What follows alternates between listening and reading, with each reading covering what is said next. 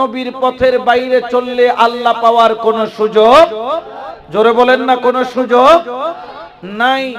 এই আয়াতে কারিমা যখন নাযিল হলো তখন রাসূল করিম সাল্লাল্লাহু আলাইহি ওয়াসাল্লামের সামনে অসংখ্য সাহাবী রাসূল সাল্লাল্লাহু আলাইহি ওয়াসাল্লাম ছিল, যার মধ্যে এই আয়াতের তাফসীর করছে তাফসীরে কানজুল উম্মাহ ৬ষ্ঠ খণ্ড, তাফসীরে কবীরের ৫ম খণ্ডের মধ্যে এই আয়াতের তাফসীর করতে গিয়ে খুদ রাহমাতাল লিল আলামিন বলেন ওয়াদা রাসূলুল্লাহি, সবাই বলেন সাল্লাল্লাহু আলাইহি ওয়াসাল্লাম, ইয়াদাহু আলা সাদরিহি ফাকালা আনা মুনযিরুন সুম্মা আওমা ইলা মানাকিবিন আলিয়্যিন রাদিয়াল্লাহু তাআলা وقال انت الهادي المهتدون من بعدي। উচ্চ আওয়াজে বলেন না সুবহানাল্লাহ। আমার নবী করিম সাল্লাল্লাহু আলাইহি ওয়াসাল্লামের উপর যখন এই আয়াতে কারিমা নাযিল হলো, ওগো বন্ধু, আপনি এই জাতির জন্য শুধু সতর্ককারী নয়, আপনি এই জাতির জন্য একজন পথ প্রদর্শক। তখন রাসূল করিম দাঁড়িয়ে পড়লেন, দাঁড়িয়ে পড়ার পরে ওয়াদা রাসূলুল্লাহ সাল্লাল্লাহু আলাইহি ওয়াসাল্লাম ইয়াদাহু আলা সাদরিহি, আমার নবী তার একটি হাত নিজের সিনার মধ্যে রাখলেন, সিনার মধ্যে রেখে ফাকালা আনা মুনযিরুন, তখন আমার নবী বললেন, হ্যাঁ আমি তোমাদের প্রত্যেকের জন্য সতর্ককারী। তখন আওমা ইলা মানাকিবিন আলিয়্যিন রাদিয়াল্লাহু তাআলা, নবী করিম তার আরেকটি হাত মাওলা আলী কাররামাল্লাহু ওয়াজহাহুর নূরানি কাঁধ মুবারকের উপর রাখলেন। বড় করে বলেন না সুবহানাল্লাহ। আমার মাওলা আলীর কাঁধের উপর রেখে বলতেছে, শুনো, ক্বালা আনতাল হাদিউল মুহতাদুন মিন বাদি, এই জগৎবাসী, আমি আলীর কাঁধে হাত রেখে তোমাদেরকে জানাইতে চাই, হে আলী শোনো, তুমি পথ প্রদর্শক, আমার পরে হিদায়াত প্রাপ্তির জন্য তোমার মাধ্যমেই মানুষ হিদায়াত পাবে। এই জন্য আমার নবী করিম সাল্লাল্লাহু আলাইহি ওয়াসাল্লাম, আমার নবীর পরে মানুষ কাদের কাছ থেকে হিদায়াত পাবে তার একটি উত্তম নমুনা হিসেবে, যাকে মডেল হিসেবে পেশ করলেন, তিনি হলেন আমার মাওলা আলী কাররামাল্লাহু ওয়াজহাহু। উচ্চ আওয়াজে বলেন না সুবহানাল্লাহ। এই জন্য আসহাবে রাসূল তারা আমাদের জন্য কান্নুজুম, নক্ষত্রের মতোই নক্ষত্র, যেই নক্ষত্র দিয়ে অনুসরণ করলে রাসূল পাওয়া যায় এবং যেই রাসূলের মাধ্যমে আল্লাহ পাওয়া যায়। সুবহানাল্লাহ বলেন। কোনো সন্দেহ আছে? জোরে বলেন না, কোনো সন্দেহ আছে?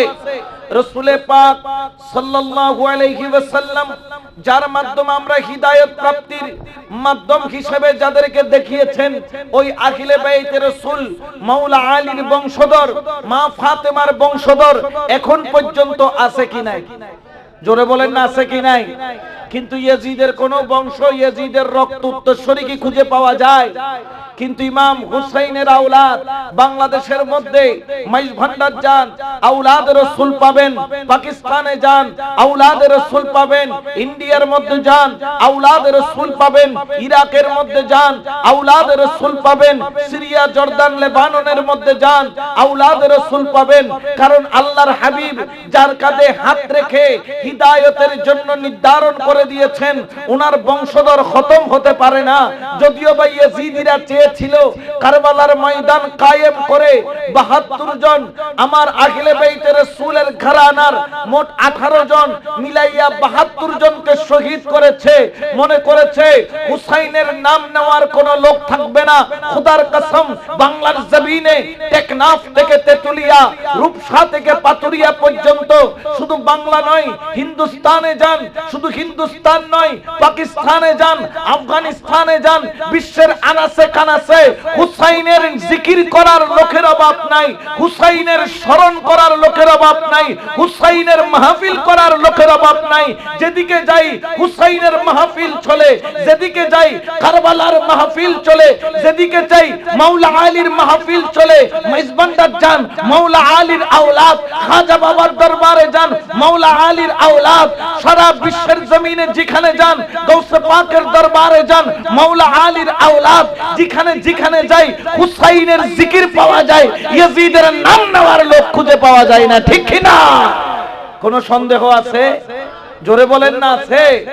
এই জন্য কিয়ামত পর্যন্ত আহলে বায়াতের হাত ধরে ইসলাম টিকে থাকবে, তাতে কোনো সন্দেহ, জোরে বলেন না কোনো সন্দেহ। এই জন্য ইয়েজিদিরা, যদিও বা ইয়েজিদের বংশ আমরা বলতেছি নির্বংশ হয়ে গেছে, হ্যাঁ ইয়েজিদের রক্তের উত্তরাধিকারী না থাকলেও ইয়েজিদের হাসলতের অধিকারী কিছু মানুষ এখনো, জোরে বলেন না আছে না নাই? যারা কারবালার মাহফিল দেখলে মুখ কালো হয়ে যায়, যারা সুহাদে কারবালার নাম শুনলে মুখ ফ্যাকাশে হয়ে যায়, যারা আওলাদে রাসূল দেখলে মুখ ফিরিয়ে নেয়, মিলাদুন নবী দেখলে যাদের মন কালো হয়ে যায়, ওরস ফাতিহা দেখলে যাদের হৃদয় মলিন হয়ে যায়, আমাদের চিন্তা সুবিধা হয় নাই। ইয়েজিদের বংশধর নাই সত্য, কিন্তু ইয়েজিদের হাসলতের উত্তরাধিকারী এখনো আছে, ঠিক কি না? তাদের সাথে আমাদের কোনো সম্পর্ক, জোরে বলেন না সম্পর্ক থাকতে পারে? তাদের সাথে আমাদের কোনোদিন সম্পর্ক হতে পারে? এই জন্য বাবা খেয়াল রাখবেন, খেয়াল রাখবেন আহলে বাইতের রাসূল সাল্লাল্লাহু আলাইহি ওয়াসাল্লাম, ওনাদেরকে মুহাব্বত করা আল্লাহ আমাদের জন্য ফরজ করে দিয়েছেন। এই জন্য এই কনকনে বৃষ্টির এই মৌসুমের মধ্যেও অত্র এলাকাবাসী ছোট্ট পরিসরে হলো আহলে বাইতের রাসূলের মাহফিল সাজিয়েছেন। এটা হলো আহলে বাইতের ভালোবাসার লক্ষণ। এই জন্য আমার আল্লাহ পবিত্র কোরআনে ঘোষণা করেন, কুল লা আসআলুকুম আলাইহি আজরান ইল্লাল মাওয়াদ্দাতা ফিল কুরবা। আল্লাহু আকবার বলেন। এটা ঘোষণা কার? আরো জোরে বলেন না কার?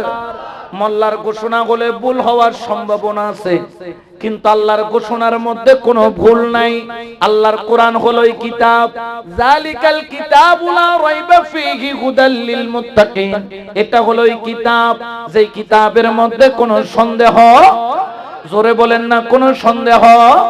ওই কোরআনের মধ্যে আমার আল্লাহ বলেন, বন্ধু বলো 1400 বছর পরে কতগুলা দাড়িওয়ালা, টুপিওয়ালা, পাগড়িওয়ালা, মিসওয়াকওয়ালা, ডিলাওয়ালা, কুলুবওয়ালা, সিজদা দিতে দিতে কপালের মধ্যে কালো করনেওয়ালা, মসজিদে মসজিদে ঘুরনেওয়ালা কতগুলা মানুষ পাওয়া যাবে, যাদের কাছে নামাজও আছে, রোজাও আছে, হজও আছে, যাকাতও আছে, কিন্তু যাদের অন্তরে আহলে বায়াতের ভালোবাসা নাই।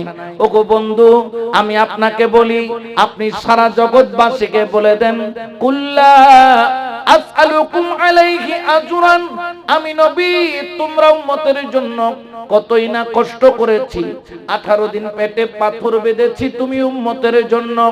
ও উম্মত, কিয়ামত পর্যন্ত যদি তুমি তোমার পেটের মধ্যে পাথর বেঁধে রাখো, আমি নবীর একদিনের কষ্টের হক আদায় করা কিয়ামত পর্যন্ত উম্মতের পক্ষে সম্ভব নয়।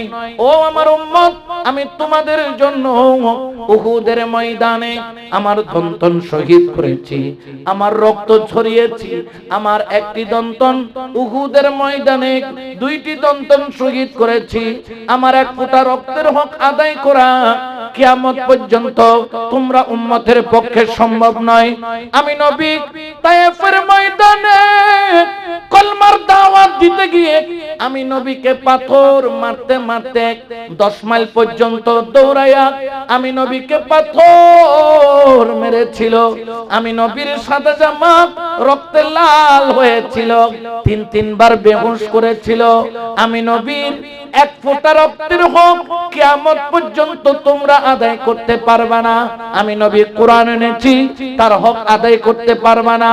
আমি নবীর মাধ্যমে কলমা পেয়েছো, তার হক আদায় করতে পারবা না।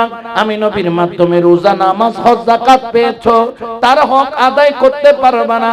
যদিও বা হক আদায় করতে চাও, আমি নবী তোমাদের কাছে কোনো বিনিময় চাই না, শুধু একটা বিনিময় চাই, কিয়ামত পর্যন্ত আমার আওলাদ যত আসবে অন্তত আমার আওলাদকে তোমরা মুহাব্বত কইরো। বড় করে বলেন সুবহান। এটা ঘোষণা কার? জোরে বলেন না কার? এই জন্য আমরা আল্লাহকেও মানি, নবীকেও মানি, আহলে বায়াতকেও মানি, ওলি আল্লাহকেও মানি, ঠিক কিনা? আরো জোরে বলেন না ঠিক কিনা? এই জন্য শায়েরও বলেন, খোদা ফাইবার আশাজার ওরে নবী ফাইবার আশা যার, খোদা ফাইবার আশা যার, আমার নবী ফাইবার আশা যার, এশকের ডুরি বান্দ যাইয়া আউলিয়ার দরবার, ও তোর প্রেমের ডুরি বান্দ যাইয়া মুর্শিদের দরবার। সালাতুনিয়া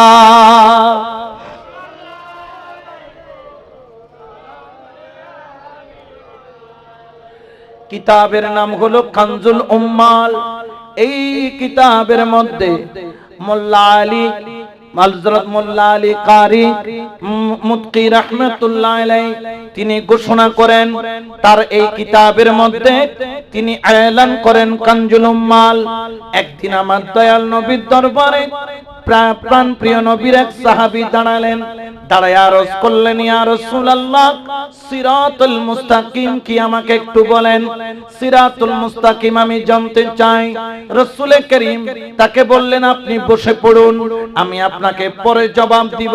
কিন্তু কিছুক্ষণ সময় চলে গেল, রাসূল কোনো উত্তর দিলেন না। আবার তিনি দাঁড়ালেন, ইয়া রাসূলুল্লাহ সিরাতুল মুস্তাকিম কি আমি জানতে চাই। তখন নবী বললেন, একটু বসুন, আমি কিছুক্ষণ পর উত্তর দিব। এরকম একবার নয়, দুইবার নয়, বারবার বললেন, নবী উত্তর দিলেন না। কিছুক্ষণ পর দেখা গেল সেই মজলিসের মধ্যে মাওলা আলী মুশকিল কুশা আমার খাইবার সিকান রাদিয়াল্লাহু তাআলা তিনি তাশরীফ আনলেন। নবী করিম তার প্রিয় সাহাবীকে ডাক দিলেন, ও সাহাবী তুমি নাকি প্রশ্ন করছিলা? তিনি বলেন, ইয়া রাসূলুল্লাহ সিরাতুল মুস্তাকিম কি আমি জানতে চাই। তখন আমার নবী মাওলা আলীর কাঁধের উপর হাত রাখলেন, আরেক রায়াতের মধ্যে আছে আঙ্গুল দিয়া ইশারা করে বললেন, আমার আলীর অপর নাম হলো সিরাতুল মুস্তাকিম। সুবহানাল্লাহ বলেন। এই জন্য আমরা যারা সুন্নি আখিলে বায়াতকে ভালোবাসি, আখিলে বায়াতের মহব্বতের উপর থাকা মানে সিরাতুল মুস্তাকিমে থাকা, আখিলে বায়াত থেকে দূরে থাকা মানে সিরাতুল মুস্তাকিম থেকে দূরে থাকা। এই জন্য হুসাইনের প্রেমিকরা যাদের অন্তরের মধ্যে মাওলা হুসাইনের প্রেম, মাওলা হাসানের প্রেম আছে, মনে করবা তোমার কাছে এখনো সিরাতুল মুস্তাকিম আছে। আর যদি আহলে বায়াতের প্রেম না থাকে, তুমি যত বড়ই আমলদার হও না কেন, রোজাদার হও না কেন, যত বড়ই হাজী হও না কেন, যত বড়ই দানবীর হও না কেন, আহলে বায়াতের মহব্বত অন্তরে না থাকলে তোমার এই ইবাদত, তোমার এই বندگی, তোমার এই জিকির, তোমার এই তাসবিহ, তোমার এই আমল কিয়ামতের ময়দানে কোনো কাজে আসবে না। ঠিক কি না? কোনো সন্দেহ আছে? এই জন্য আমরা হুসাইনের প্রেমিকরা ইমাম হুসাইনকে ছাড়ি নাই।